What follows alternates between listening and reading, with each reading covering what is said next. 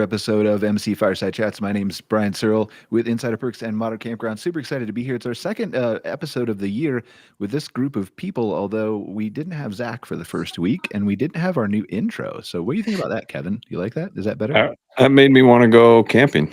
I loved it. All right. Can you please wait an hour though? We'd like to. Yeah, I can. I'll work on like packing while we're doing this, and then I'll be ready to go. That works. That works for me. So thanks, guys, for being here. I appreciate it. We got a couple people who are out sick this week. The flu seems to be going around, so we're missing Scott Foos, and Joe had something come up, and Devin was one of our special guests. He had to cancel because he was sick, and then Casey is from CampSpot is somewhere in Peru or something on some kind of midlife crisis, or I don't know what's happening with him, but he couldn't make it here either. So, but we're going to have a good conversation here. So we have Garrett, who's the owner of Campground Glamping. Garrett, do you want to briefly introduce yourself and just tell us a little bit about your property, and then we'll have Zach and Kevin do the same? Yep. Happy to be here. I own a four structure site near Houston, Texas, called Cameron Ranch Glamping. We've been open for about 2.5 years, and it's been amazing. And it's been definitely one of the biggest adventures of my life, in the positive, and just learning a lot about real estate. Awesome. I'm excited to dive into that with you and learn more about your property. Kevin, Casey and Campgrounds. Yeah, we're a group of, we're kind of, I guess you'd call us an investment firm. Started as operators with one park, and we've grown to, we're closing on our 9th property, all KOA franchises, close on number 9 here in a couple of weeks, spread out over 7 states. And, we've been doing this for about 7 years. And the last 2 or 3 years have been really focused on building out our team and trying to scale the business. Awesome. Excited to have you here as a recurring guest, Kevin, as always. And Zach, first time we've seen you in a couple months. How was your Christmas? Holidays are good. We actually took the whole family down to Puerto Rico for a week and got to see my brother-in-law, sister-in-law down there. I mean, tons of stuff in the works and things moving. And my big announcement that I've been working on for a couple months is we are formally branching the outdoor hospitality studio off and away from my soon-to-be former employer, Clockwork, and we're gonna build out the studio, kind of bringing on a new partnership with an engineering firm to be able to do not only the architecture and the design, but also landscape architecture, also civil engineering, and really have the resources and the people to build out a full dedicated team to do resort and hospitality design and development. So kind of it's been a lot and a lot of back and forth over the last couple of months to get some of those things in place. But we're officially launching the new venture in the beginning of March. That's awesome. Well, talk to us a little bit about it. Like, 'cause that's obviously relevant news, right? Like, I mean, we all have heard of Clockwork for a number of years. We've crossed paths with you at the shows. Like, Sure. I mean, I have a light understanding of what you did there, although architecture is way above my pay grade. But generally speaking, like, what do you want to accomplish with the new company? So the firm that we're partnering with is called LJA. They're predominantly a civil engineering firm, but they've done resort development, they've done RV parks, they've been in this space in this world for a number of years, and they kept seeing a need to add architects. They said, a lot of these developments, like we know the engineering side of it, but they've worked with several architects around the country to varying degrees of success and expertise. And they said, we see an opportunity here to move this in-house and open an architectural division. And we've done a couple projects with them jointly over the last year. Got to know the team. The main guy, Shannon Gordon, who's leading the Kansas City office, is actually somebody that I've known for 15 years. He and I have worked together at 3 different firms. And I had approached him kind of at the tail end of last year and said, hey, I'm thinking about, branching this off independent of Clockwork and just launching my own studio. And he said, well, what if you could do that, but with the backing of a, multi-million-dollar engineering firm helping you do it? And I said, well, that certainly sounds easier than taking all the risk on my own. And so we've kind of gone back and forth.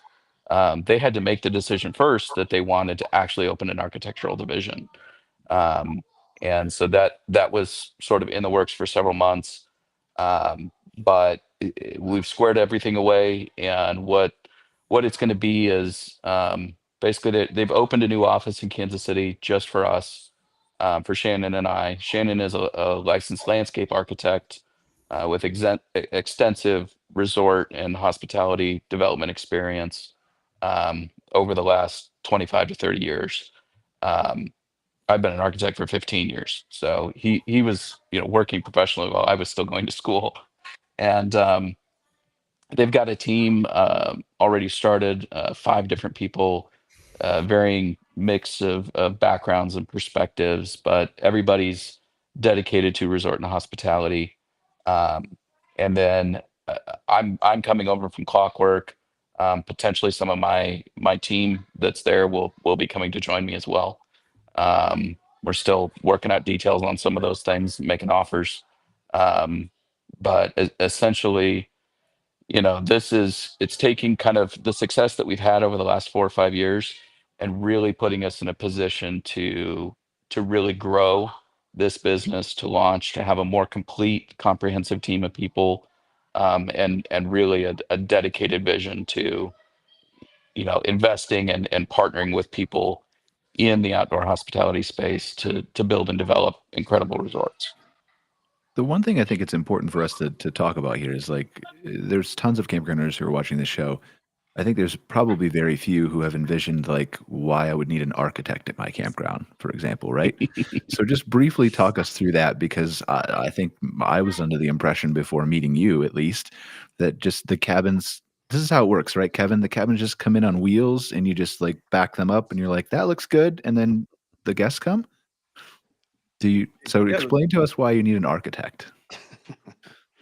Well, I would say the easy answer is a lot of what I do in this space doesn't have anything to do with architecture. Um, the longer answer is, good design is applicable everywhere. Um, and a lot of what we do with the clients that we've worked with, it's not really just construction drawings and plans, but it's all design. So having a comprehensive, well thought out site plan, um, having a phased plan, as most of these end up being, that you sort of have step by step, not just for what you're going to do year one, but year 3, year 5, year 7, year 10, that you've got a plan in place. Um, and then I would say most importantly is on the entitlement side for anybody who's buying an existing campground and wants to flip it, reposition it, somebody who's trying to build a new campground from the ground up, getting through that planning, zoning, permitting piece, you need an architect or an engineer to help you do that. And so that's been a big part of my job over the years, has been um, helping folks navigate that entitlement process. And in order to do that, you have to submit drawings and documents. They want to see a site plan. They want to see what your units are going to look like. What is your base camp structure, your office, your check-in, your staff housing? You need floor plans, you need elevations, you need drawings, renderings. And so that's what we do. Yeah, Brian, we've experienced both sides of that. To your point earlier, we're only buying existing campgrounds. We're not doing any true ground up development. But you But do like we rip apart stores. I've seen photos of you three. I can't remember what campground that was from, but that was probably for any of them. okay. I just yeah. remember seeing the 3 people with sledgehammers and they were busting up stuff. So That was probably Wisconsin Dells, but we've done that in many locations. No, I mean, like when we go in, we buy a park. If it's already up and running, it has all the infrastructure, and we're taking our RV site and turning it into a cabin, and we're using a park model or deluxe cabin. Then yeah, we order it, gets dropped off, we block it, hook up the utilities, put some skirting on it, and it's ready to go. But that's a lot different than what Zach's talking about, because we've also gone through the process of trying to do expansions and buying land adjacent to our parks. And you really do have to go through all of the hoops. So it just depends on really the scope of what you're doing.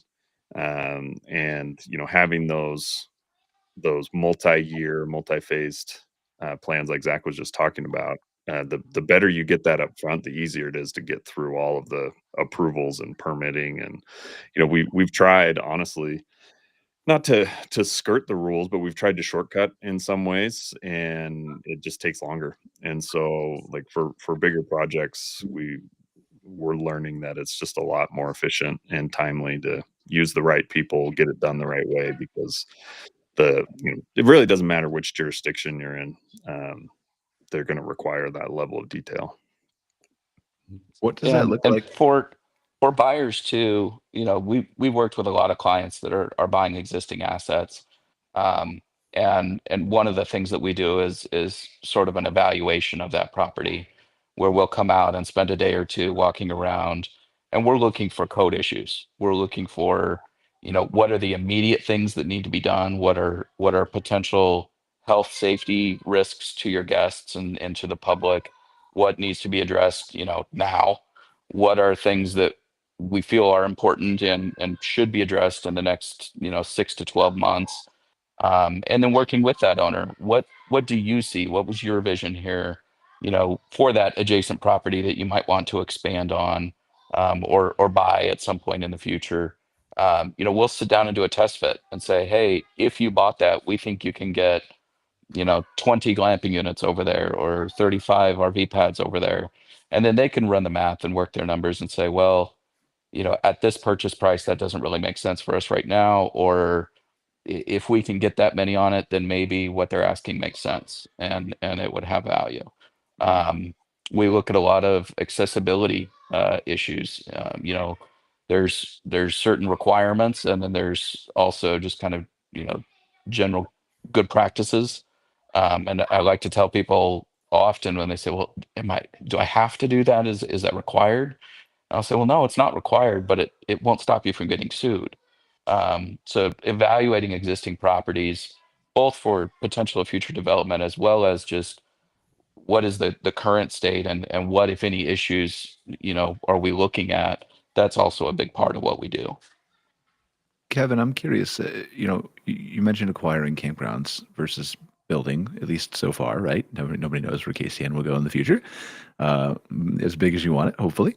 But when you're coming in and you're acquiring a property for the first time, or maybe it's before that, before you close, right? Like you mentioned, your ninth one is coming up, but what is that process because we're really talking about the foundations of user experience here, right? Like guest experience. Eventually, they're not experiencing it quite at that point yet, but we're thinking of the accessibility. We're thinking of the design and the flow and the landscaping and all the stuff, right? In addition to the permitting that doesn't really impact them, but will obviously eventually if you are able to open.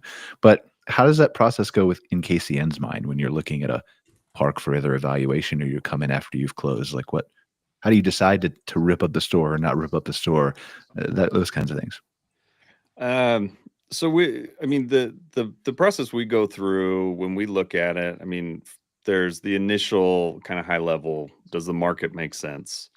Is there a reason for people to be there? We look at the history, and that's the real reason why we focus on only buying existing parks, even though a lot of them are old and need a lot of work. The infrastructure is outdated. There's deferred maintenance, but we can look at how has this park performed over time, and is there a loyal customer base, and do we know that people are going to come, versus when you're developing something from scratch, you don't have that data to base it on, right? You can go through the process of doing feasibility studies and all of that and understand traffic patterns, and you can get comfortable with that, but it's a little bit different than when you can look at and say, hey, we had 15,000 camper nights last year and 12,000 the year before. This is what our reservations look like as of right now for the future. So that's kind of been our focus at the high level. Let's check those boxes. And then when we get into it, we look at, we are all active outdoors adventure campers within our company. And so we look at it from the lens of what would we want? If I go into a property, and I'm looking at it to buy, is it somewhere that I would want to stay? Would I want to bring my family back? What do I like about it? What do I not? Been to enough campgrounds and done enough camping in my life that I feel like I have a pretty good idea of what works and what doesn't. But then we also go back and we'll look at what guests have been saying about the park as well, right? There's a lot of information you can pull from guest reviews and look for trends. If you have people complaining about accessibility issues, then you know that that's something that needs to be addressed. If they're complaining about, Wi-Fi not working or being really spotty, then you know that that's something you need to look into.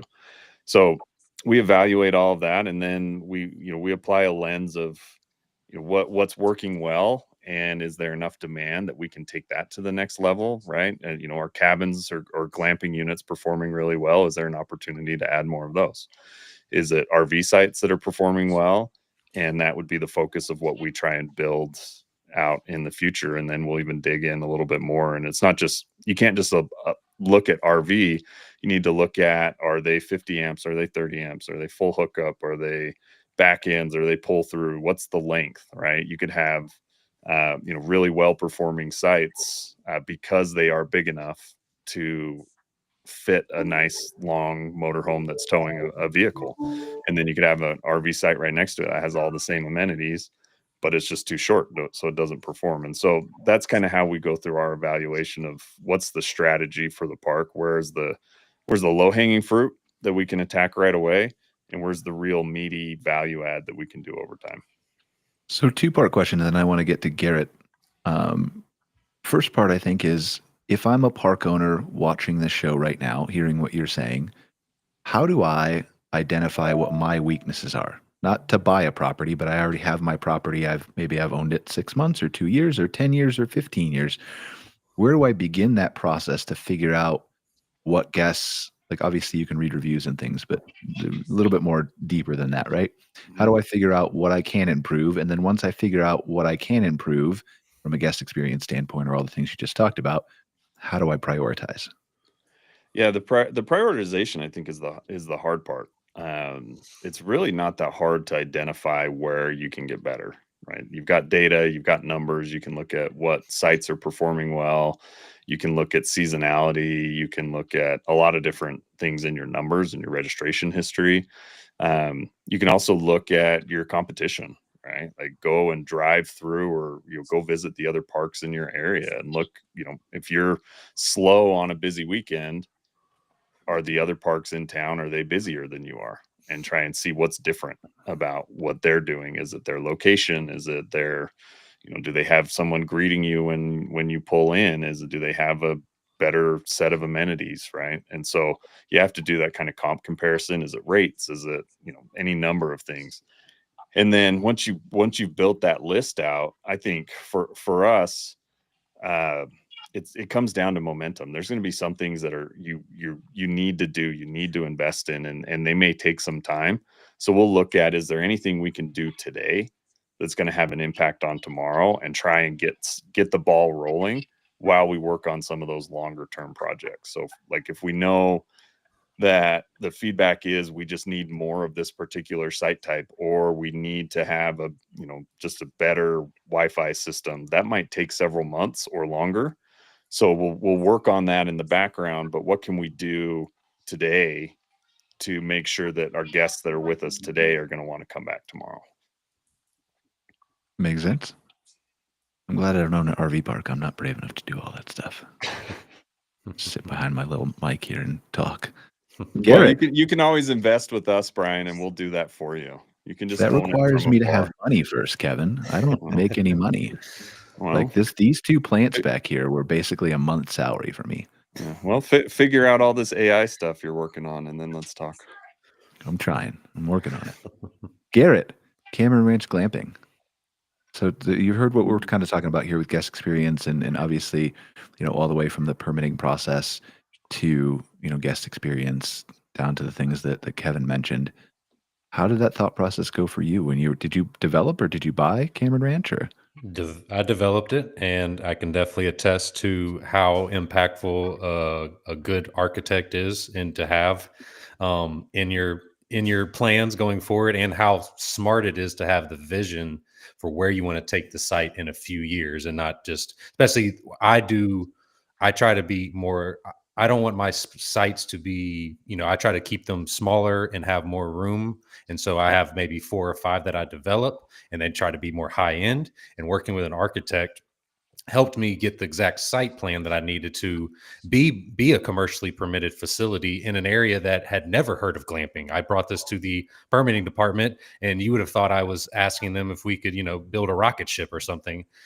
They were more than welcome to hear my ideas, and I had a great architect that was local. He helped me develop a site plan. He helped me get my geodome commercially permitted, which a lot of people told me I was never going to have an opportunity to do that. But when you work with people that are very, very experienced in that field, they're going to be able to help you counteract what you don't know when you're getting into it. But I did develop it, and I did have a big vision going forward for how many sites I wanted on the property.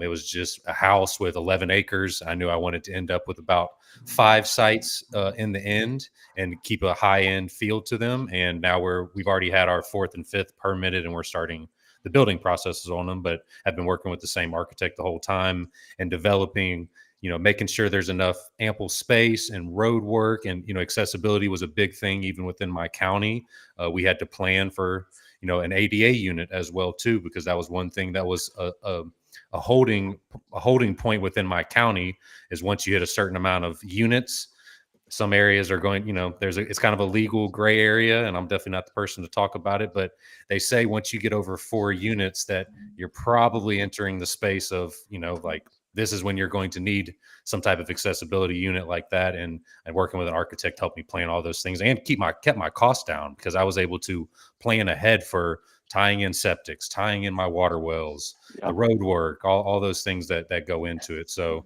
that helped build the guest experience before I even started working with somebody very reputable, and made my permitting process honestly easier than I ever expected. But I leaned on people that knew better than me.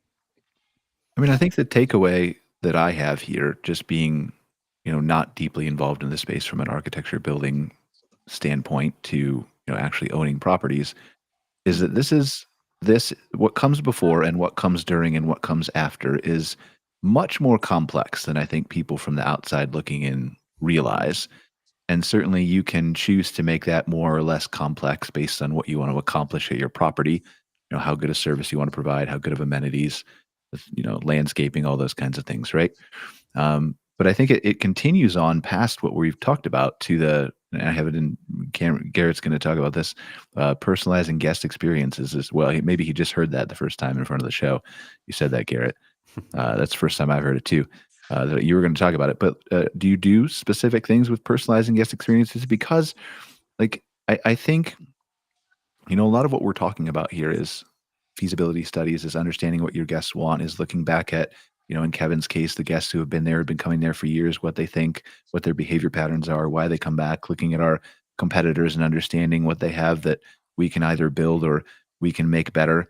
That extends all the way to the guest experience too, is understanding deeply who your guest is. Like, we're doing a lot of this work with our clients this year.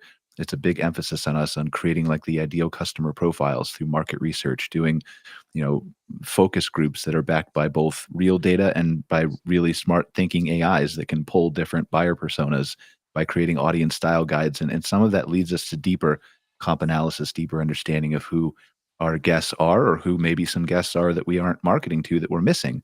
And so I think that leads to what I hope you're going to talk about, is personalizing guest experiences, but a little bit of just making sure that you're doing that to the specific guest type that you both want to attract and that you are attracting. Is that fair? Yep. One of the main things I identified before I started building my first glamping site was what my target guest avatar was going to be. I visited different glamping sites all around the country, all throughout Texas. Some, they may have, 20 or 30 structures on a small piece of land, and they go after their specific demographic. I went to others that, may have had 4 or 5 structures sprawled out over, a myriad of acres, and each one had specific things that you could tell were catered to the guests they wanted to attract. And I realized that I needed to hone in on that before I developed my site. And personalizing this guest experience, one reason why I, staying in these sites, I learned quickly. I would go with my girlfriend, and we would see, like, we wanted to create a couples retreat, basically coming from Houston. We knew we were by a major feeder city that didn't have anything like it in the area. And we wanted to be able to build this type of guest avatar for them. We noticed quickly that, the more space you have in between some of these sites, the higher ADR you can get, average daily rate. And then the more space you have within them too, the more amenities you can pack in for that particular structure that you're building. I knew that private amenities were going to drive a much higher occupancy and average daily rate for what I wanted to do with my guest avatar. And so personalizing that experience for them, each unit has its own private hot tub. Each unit has its own private sauna. I knew that those type of things were going to be able to really draw the impact that I wanted to from, different couples, guests, and things. And as we've developed the site and had it going on further, I have a hospitality background. I went to school for hotel management. So I knew the one key that I always wanted to implement with when I started attracting guests was figuring out, what brings them to the site or what brings their interest to the site, and then how they heard about us. Because we knew that that was going to be able to really customize the experience for them going forward with how we can, add these little touches to make sure that their stay is word of mouth. Marketing is by far the best thing you can have from any of these type of sites, because obviously the spend is next to nothing. You're having paying guests give you the social currency you need on social media and these type of things like that to draw in. Usually your guests that have already stayed with you have like-minded friends and like-minded people in their circle that would want to do similar things. So we always would ask them on our first, messages to them is, are you celebrating anything? And how did you hear about us? Those are two things that I really tried to hone in on. And then we would make sure that we provided as top-notch of an experience as we could, but really play into some even simple things. Like if a guest is coming because they want to celebrate their anniversary, which is by far probably the biggest between birthdays and anniversaries, the biggest amount of guests that we have come out there. Something as simple as a happy birthday card or a happy anniversary card will go a long way for them to give that social currency going forward. I've had numerous guests get these cards and then they post it on their Instagram or they post it on their Facebook and like talk about the thoughtful little touches that you can put into each guest stay. And even a cool trick we've implemented recently to personalize it even more, talking about AI specifically, is we will get the guest name. We'll have some type of AI system, ChatGPT or something, to write a very simple song of 20 to 30 seconds in lyrics. And then there's apps out there for $5 a month that you can put these lyrics in, and it will make the quickest custom song that you can have for the guest. And this is something we send out, a week before they book. And it's very silly. It's nothing groundbreaking, but they'll share it and they'll remember it and they'll all the time. The amount of people that have shared this on their social media and tagged us in it, like, look at this cool feature that somebody sent us, we're going to stay. And then that just starts the snowball for the word of mouth bookings to start rolling in, which is, the holy grail of any marketing person, is getting that word of mouth out there and doing unique things like that, utilizing AI and really just trying to understand why the guest chose your property out of the myriad of options they have to do nowadays. They could go stay in a 5-star hotel somewhere. They could go stay at a campground. They could, there's so many things people can do nowadays too. So the people that have actually decided to book at your property and spend money with you showing them how much you care with little personalized things like that is the thing that goes above and beyond. And they're going to talk highly about you for weeks, months, years to come, about how pleasing of a time they had and how welcome and heard they felt going to your property. And that's all we really wanted to implement when we, we're starting this kind of venture, to really just hone in on that guest experience and provide something above and beyond. I think we've got a lot that I want to dive into there in a few minutes, because that's something that obviously I'm passionate about with AI and just personalization too, from a marketing side of it. But I want to back up just briefly and talk to Kevin and Zach about, because Zach, you do branding too, don't you? Okay. So I'd love to just talk about that buyer persona piece with each of you. And specifically, like, maybe you can start, Zach, because you do like branding as a thing, right? But then Kevin, I'm curious because you kind of come with at least one built-in buyer persona, which is the KOA loyalist to your property. Mhm. But then how do you expand those and look at those from your perspective? Yeah, I mean, it's a good point, right? When we look at our parks and anytime we're evaluating a new property, we'll look at what's the history of the guests and how many people are coming back multiple times. Are they coming back every year? Are they coming multiple times per year? And if we dig into the numbers, I mean, we've seen some parks where the KOA rewards members are 65 to 70% of overall guests and revenue that's being driven by that, right? So that's a big number. It's a big draw. And so we know who they are, we know why they're coming, and it helps us tailor to them. And then to try and build out more a bigger demographic of campers, people who haven't been to our parks before. It's a combination of a few things of just some basic blocking and tackling of how do we make our parks more visible, more visually appealing, right? So you're going through the SEO process, making sure we have good photography and videos on our websites, that we're marketing all the reasons why people would want to come there. So one of the things we've been doing the last couple of years is trying to figure out itineraries. So to really make things simple for people. Okay, if you're going to come to this area, here's 3 days of all the places you can go and see, and what to eat, and what to do, and so they don't have to think about it, right? So that's one thing we're doing. And then we just brought on a new role in-house for a content creator with the goal of really building out organic social media presence to promote and try and get that, like Garrett was talking about, right? That word of mouth. And how do we, instead of just doing the basic paid ads and pay-per-click that we've been doing and people have been doing for so long, that can work well, but isn't really going to solve those problems, right? And isn't cheap. Yeah. It's not cheap. You can spend a lot. And the reality is like, to your question, how do we get people who are non-KOA campers to come? We need to reach the broadest audience possible. And there's a lot of people out there who are just looking for experiences, and they don't know about they don't know that campgrounds like what we run, what they're really like. They're thinking state parks, they're thinking national parks.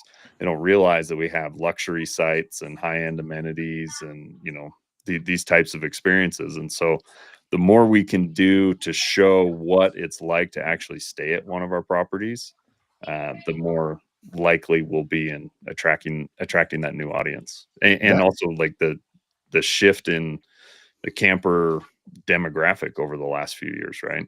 It's completely flipped to where now I think the latest stat that I saw is 50% of new campers are under the age of 35, right? So we're now trying to target a whole different type of avatar. Yeah, that's fascinating to me. And Zach, I want to get to you in a second. But that's fascinating to me what you just said about like getting people to understand what our campgrounds, your campgrounds. We've already established I'm not brave enough to own one. What your campgrounds and RV parks and resorts and glamping places, whether they have cabin rentals or not, offer, because a lot of people don't understand this. The first time, and really, like, I've thought about this from a marketing aspect for years, but I've never really put myself in the position of doing that until I met Earl from Black Folks Camp 2, who's a really good man. And he has a message of like, there's a lot of underserved Black people who don't understand the outdoors, period, right? Like they've just never been exposed to it. And then I just started kind of going on a downward spiral. That's not the right word, right? But just a deeper research path into looking into that. And I'm realizing, like, Scott Barr and I were looking at Gen Z research of how to convince Gen Zs who stay in hotels normally or Airbnbs to come stay at campgrounds or cabin rentals. Why? What's the experience? What's the pitch there? And that's the same thing. They just have no idea that there are actually luxury experiences available at campgrounds, I don't think. Yeah. And so it's more than just Black folks. It's a lot of people who have not been exposed to this because, and I'm going to go out on a limb here and say that there's been a lot less marketing to groups that are not full-time RVers who have been doing it for 20, 40 years.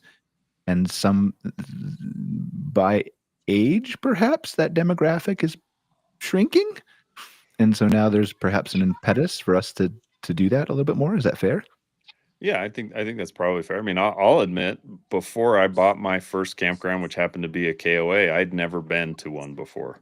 I'd seen the signs, but didn't, like, if I'm being totally honest, I didn't know that it was a campground that was open to the public. I thought it was either private or like a scout camp or something. I really had no idea what it was. And so that was a little eye-opening for me. But I come from the background of, if I'm going camping, I'm going to throw everything in a backpack and go up in the mountains as far as the road can take me, and then I'll go, hike up the mountain.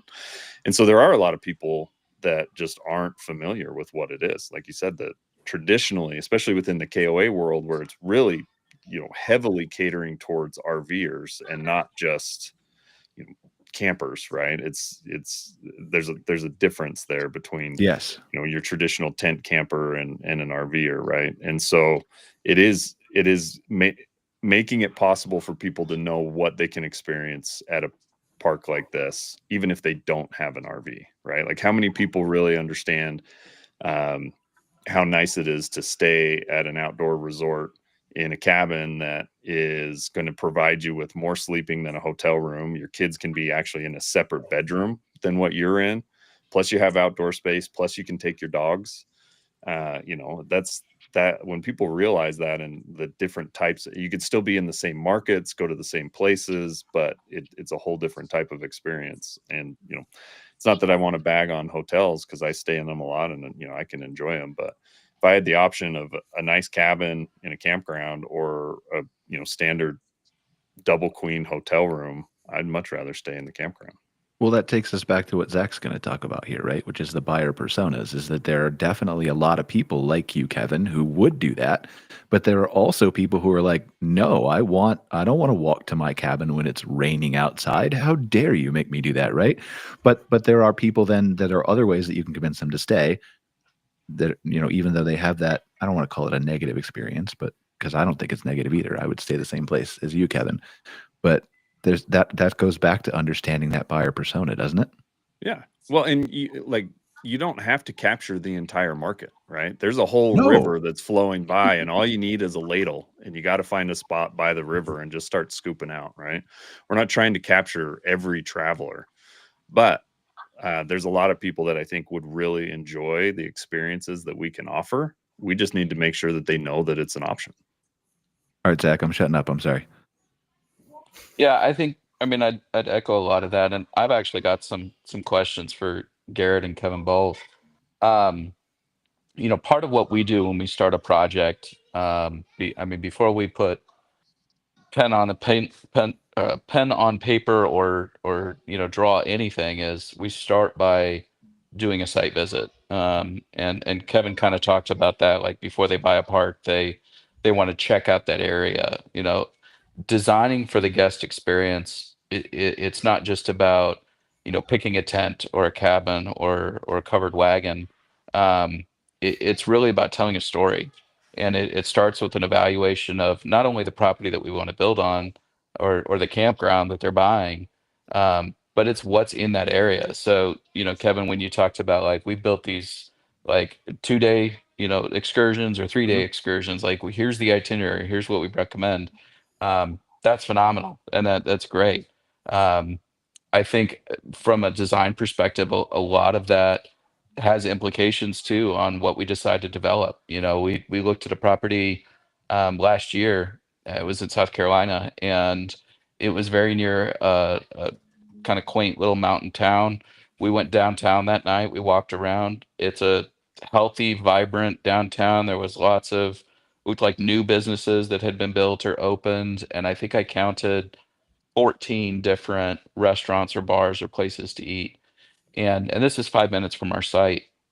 So, coming back to start that design phase, um, the client said, well, we need a store and we need a restaurant because we really want to cater to families and kids. So we want a full kitchen, a full blown restaurant. And I said, why? We've got 15 great mom and pop restaurants and bars and things 5 minutes down the road. Like, we don't need to make a big investment in F&B on this property because you have it. It's all around you. And by the way, that's their business and they're going to do it better than you do. Yeah. And so understanding what's there, prioritizing that. And then secondly is, part of what we go through is just kind of what you talked about. It's what Garrett talked about. Deciding like, who is my ideal guest? Who is my target guest? Building out a profile for them. You call it an avatar or whatever, but we've identified like these are our 2 or these are our 3 kind of main customer demographics that we're shooting for. And then figuring out if we're going to appeal to that person, what do they want? What's going to make their stay more comfortable? What's going to draw that person, attract that person to come here? But also, what is in the area that we would consider as competition and what is not? And how can we differentiate ourselves? Because again, if it's just about making money, it's providing an accommodation only and a good price point, it's a race to the bottom. What separates and differentiates outdoor hospitality is that we're delivering more than just a stay. It comes down to that whole guest experience, beginning to end. Have we told a story? Are they getting what they expected?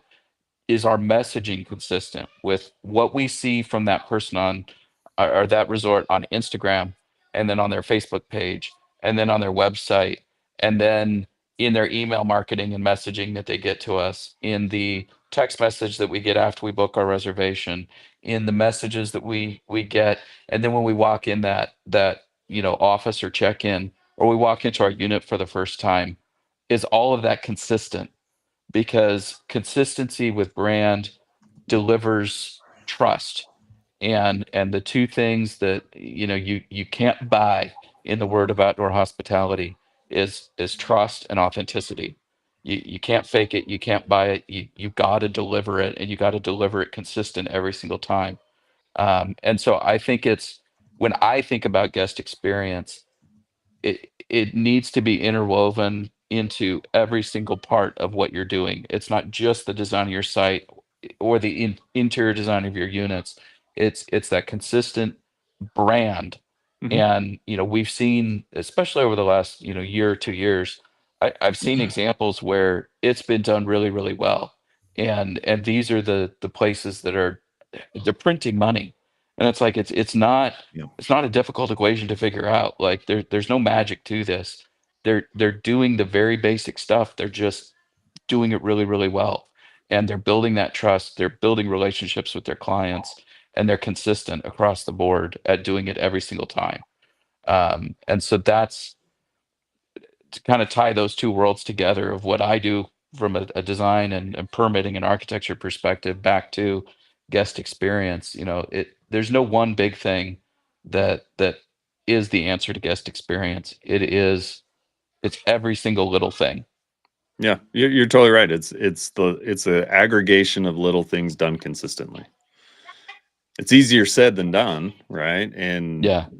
we'll all slip up from time to time, but if that's the focus of how do we just do one thing a little bit better today than we did yesterday and just keep moving forward with that mindset, then over time it'll compound for sure. And So go ahead. One of my questions for you, Kevin, was, you mentioned that you guys have 9 different sites now, and are in several different states. Because so much of what we just talked about is region specific, is site specific. I want you to talk about maybe some of the challenges that you've had in having vastly different states, different regions, different locations, and then maybe give us a little peek into whether that's like back of house or your internal process or a consistent thing that you go through, or if it's just been, no, we didn't, and we made a mistake here and we learned from it. We learned, we did something here that didn't work either, so we learned from it. And now, like, how has your process changed? Well, we joke a lot internally that the only thing that is consistent in our business is change. Not all of our people like that, to be honest, right? Is the change is hard and uncomfortable, but Most people don't. Yeah. yeah, Generally. we've done this, enough times that we've learned that it's never cookie cutter.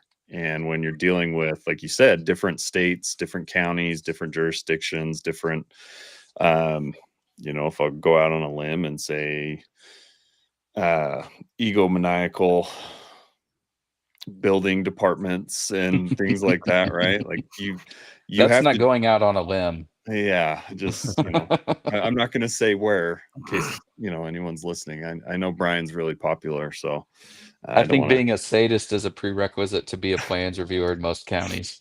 Yeah. So checks this week. There's 4 people who are listening, who are watching, guaranteed. So. Yeah. Well, then at least it's not someone from every one of our parks. No, it's like Zach, we've made a lot of mistakes, and we have made assumptions where we thought that we'd be able to do things in a certain time frame or do it in a certain way. And some of that's based off of past experience. So one of the benefits of being a KOA franchise is they have a whole design department that supports franchisees, right? And so we can go to them and say, here's our park, here's these 5 acres, here's our occupancy data by site type, help us figure out what makes the most sense, right? A lot of the stuff that you're talking about that you can do for your clients. So we can come up with those plans, and they can do CAD drawings and do the electrical, amp draws and voltage drops calcs and a lot of things. And we've had experiences where that's all we've needed to take to the city or county. And we've had other instances where we've taken Google Maps screenshots and with an iPad and some colored pencils drawn, okay, here's the road and here's where the RV sites are going. And, here's where the water lines are going to be. And some people are okay with that. And then, we've had others where we feel like it's just cut and dry, and it takes 18 to 24 months to get approved because it's the building department, then it's the Department of Environment comes in, and then it's the state, and then it goes back to the city. Yeah. And, we're going through the same process multiple times, and can be really frustrating because we've already got the approvals, but someone else feels like they need to put their stamp on it. And then some people come in and say, we don't need engineered stamps. But then if you say the wrong thing and upset the wrong person, then they say, well, I have the authority to require you to get these plans stamped by an engineer. So get ready to write another $20,000 check for this. And so I don't know if I have a real answer to your question, Zach, other than every time we go through it, we learn something new and we try and improve our processes. And we just recognize that internally we it's not our skill set. We're not engineers, we're not architects. So last year we brought on someone in-house as a construction project manager who had a lot of experience with another operator going through that and doing large projects. And so I think it's important just to recognize where you have a gap and try and find someone, whether it's hiring them, whether it's finding the right contractor or vendor or partner. And so the hope is that every time we go through one of those projects, we get it a little bit better, and then update our process and our system so that when we do it again the next time, we get better again. But there's no, can't solve the bureaucracy problem, right? No, you can't. And there's no silver bullet for any of this. Well, there is actually. Give Elon a few months, and maybe we can bring him into the cities for the campground permitting. Well, let us know how that goes. Yeah. Yeah. I mean, it's always going to be a struggle, but at the end of the day, it's worth it because there's so much value you can add to these properties by going through it. So it's some people don't want to do it. We bought campgrounds from owners who have been overbooked and had so much demand and so limited inventory, but they've refused to do anything because it would require scaling up their operation, and that's not what they want to do. So that's a great opportunity for us. Yeah. And so it's not for everybody. And one of the things that the puzzle we've been trying to solve is how can we be the group that can do this effectively so we can deliver to our investors on the things that we believe are possible with these properties when we buy them. Garrett, go ahead. Sorry, I keep cutting you off by accident. Oh no, I just think those are all very valid points, that it's every single city and planning department, everything is going to be totally different. Even when I was developing mine, I was picking between two counties nearby, and one was I talked to local contractors to get an idea of what their thoughts were, and unique builds and things. And I had a few great pieces of advice, like, hey, this county is going to make you, run for 2 years before you get a permit on something like this. This other county's a little more lax. You probably should look to them. And yeah, it was just kind of night and day. And they were neighboring counties, so there's never a one size fits all for it. But understanding these things, learning, enhancing your processes, and start. I personally started smaller so I could learn some of these things, and then for my next bigger projects, I'll have a little more, experience under my belt to be prepared for these kind of things too, because you don't know what you don't know until you tackle some of these projects. Because there's not an exact Bible to this for any type of structures that you're building like this. Zach, did you say you had a question for Garrett earlier? I can't remember. We might have covered it. Yeah. So Garrett, you mentioned, and it kind of curtails into just what you were talking about, where every jurisdiction is different, and that's part of the value of working with professionals. You mentioned that you got one of your domes permitted for year-round use, and I've done that, and in some very difficult jurisdictions for some of our clients. Um, Talk a little bit more about that process. Like, was it just building code issues? Was it energy code? Was it HVAC? Like, maybe talk about some of the challenges and the changes. What you did different that allowed you to do that.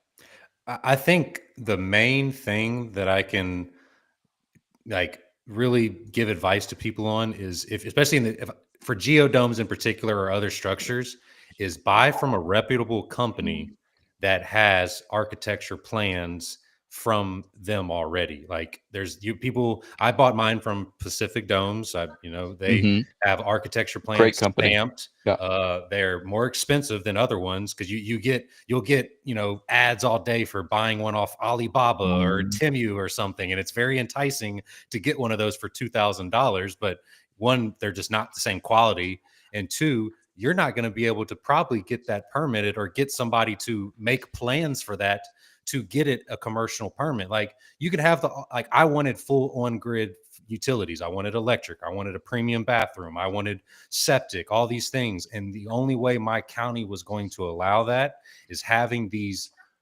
enhanced architecture plans that were not cheap. I think they were No. $4,000.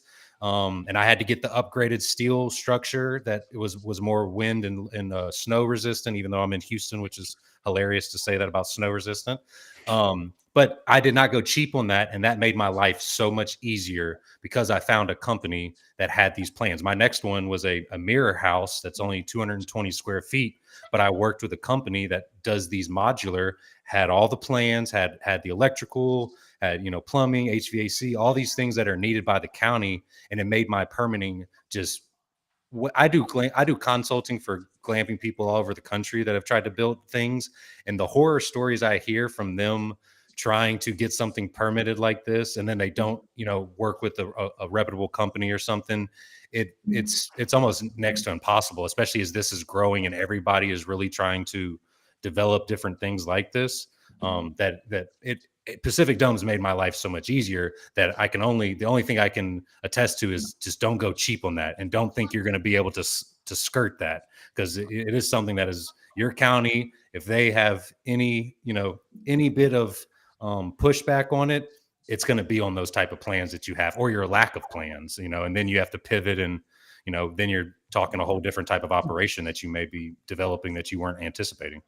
You're probably going to pay for it one way or another. It's either an upfront cost for a higher quality product with those plans. You're going to pay for it in your time if you go cheap and have to go back and forth, or you're going to pay for it in lost occupancy, poor guest satisfaction, right? Like, there's any number of outcomes. And it's not that I'm saying, and we definitely don't just like find the most expensive thing and do that, but you have to consider those things, right? Like, budget is important, and you've got to plan for it and you got to stick to it. But to the extent that you can get ahead of some of these things, and like I said before, get some momentum, that's worth a lot more than trying to save a few bucks, right? Stepping over dollars to save dimes, it just doesn't make a whole lot of sense if you're in You it always for get what you long-term pay business. for. Yeah. And you get what you don't pay for too. Yeah, it all comes down to the fact that you have to do the work. You have to do the legwork. Just like you're saying, it's not always the most expensive one. Like it could be, but like in a lot of cases, it's not. Yeah. But you have to look into what exactly you need and what that company's provided, and all the, just like Garrett was talking about, talking to the different contractors in the different counties. Like it just requires work, which is, again, another reason why I'm sitting here in a studio, because my head hurts just with you guys. I can't even imagine what I would be like in front of a planning board. They'd kick me out in about 5 minutes. So. Well, you can take that same concept, Brian, and apply it towards how you're interacting with your guests, right? Like unfortunately, the mentality is well, everything's about price. So if I give somebody a discount, or if they're upset and I give them a refund or something, that's going to solve all their problems. But it's not. Usually, it's being willing to put in the effort to show up for them, to create a personal touch, like Garrett was talking about. And yeah, it's a little bit of an investment of time and effort and just headspace. But again, you get what you pay for, you get what you're willing to put into it. So, just offering the cheapest rates in town is not necessarily going to give you the best guest experience. 100%. Yeah. I don't think we ever got to the discussion I said I was going to have about personalized guest experiences. So maybe we'll have to tackle that next week. Maybe Garrett, we'll see if you can come back on here if you want to come back on here. Talk about some of the personalized guest experiences in a month or something, because that's really important to dive into. Like we did that years ago when ChatGPT 3.5 came out. I had like a form that was never public, but it was internal, that I built for actually Verde Ranch RV Resort, where you just put in your name inside a form or whatever, and then you hit submit, and it would trigger like a Zapier automation and would go through AI and write that. Like obviously they're way, way better now. And now, like you're talking about, you can use something like a Suno or I can't remember the name of the other music generators to actually put music to it, right? But doing those kinds of things, that's what excites me about the future, is the ability of technology to unlock better guest experiences. Because I think previously, a lot of the talk around technology has been, it's maybe makes you more efficient, but it isn't necessarily a good thing. Think a phone tree, right? Or something like that. It isn't necessarily better for the guest experience. But now I think for the first time ever, we can have both. We can have a better guest experience and cheaper operations. And that's amazing.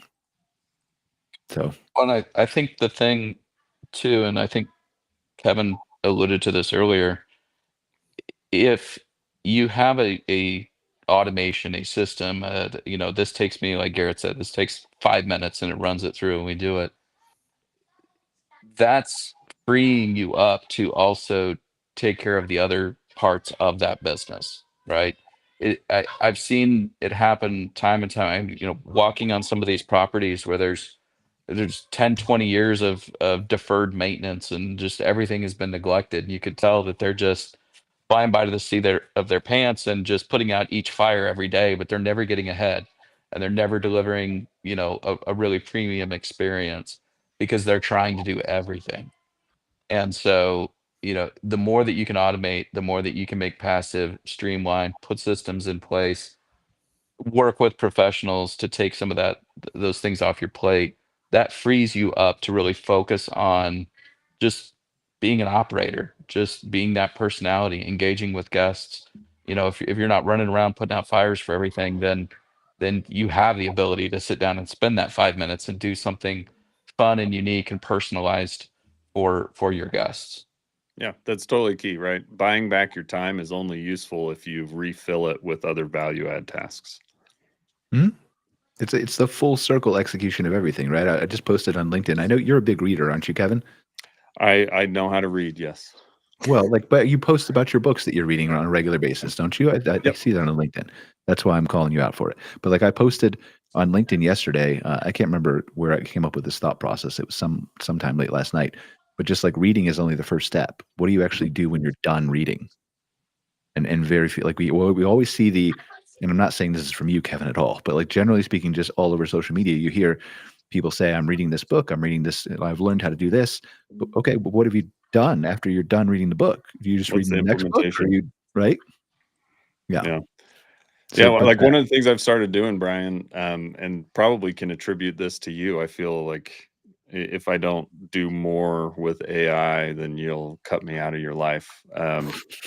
But like as I'm reading or listening to a book, when I'm done, I'll go in and I'll ask ChatGPT to summarize that chapter or those pages. What are the key takeaways? What are the highlights? What are the quotes? And so you kind of create your own cliff notes as you're doing it, and then sharing that out with my team, putting that into like, the weekly or monthly or quarterly goals. If it's something that I feel like is going to be beneficial for our team that we need to do, using that, right? Not just reading it, hearing it, feeling good about it, but how do you take it and then push it forward and do something with it?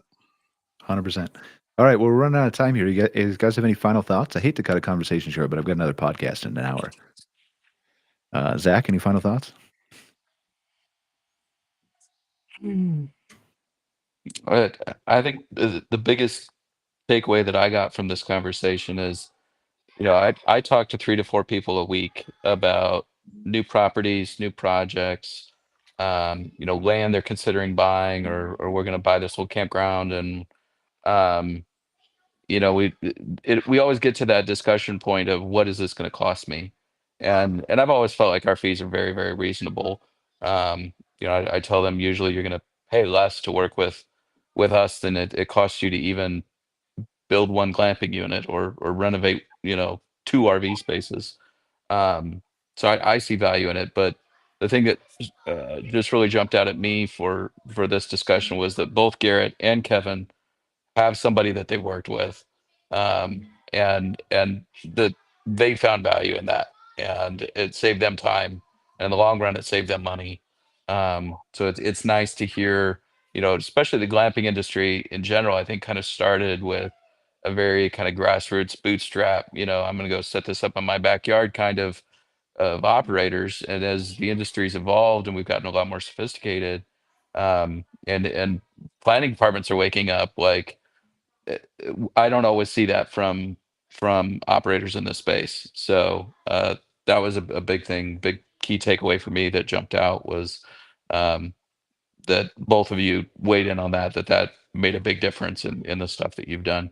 And I tell everybody, like, you don't have to work with me, but please work with somebody. Yeah. Don't try to do it all on your own. Kevin?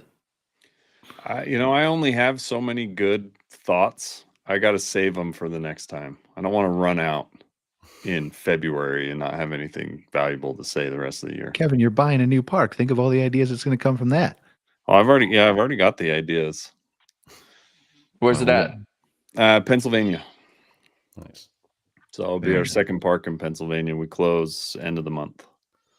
Nice. All right, well, you can tell us all about it maybe next month once it's public and I will. private. So I will. thank you, Kevin, for being here as always.